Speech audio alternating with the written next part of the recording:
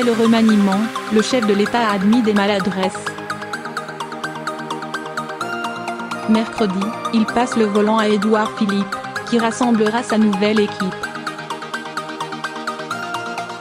C'est par une très solennelle déclaration aux Français, mardi à l'heure des journaux télévisés du soir, qu'Emmanuel Macron a décidé de clore la séquence qu'avait ouverte la démission de Gérard Collomb le 3 octobre.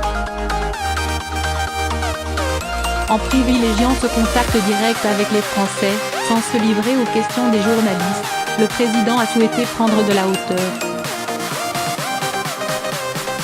Donner le sens profond de son action, a-t-il expliqué.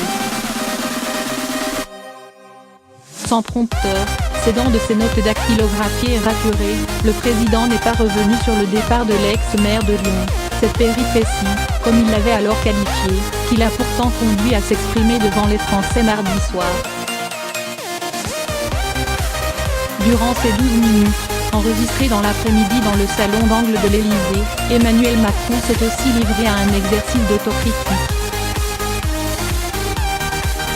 Ces derniers mois ont pu rendre moins perceptible le sens de mon action, a ainsi reconnu le chef de l'État, qui enchaîne les déconvenues depuis l'affaire Benalla.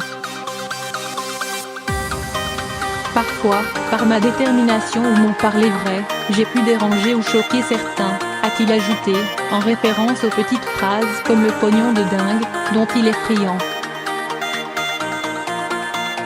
J'entends les critiques. Le président, en baisse dans les sondages depuis le début de l'été, avait déjà amorcé ce mea culpa lors de son discours devant le Congrès le 9 juillet et à l'occasion de son séjour aux Antilles fin septembre. Mais il n'avait pu s'empêcher, par la suite, de céder à ce qu'il appelle donc son parler vrai et que les Français perçoivent de plus en plus comme de l'arrogance. Pour le seul mois de septembre, on citera ses sorties sur les Gaulois réfractaires au changement, l'horticulteur sommé de traverser la rue pour trouver un emploi, ou les retraités qui doivent arrêter de se plaindre.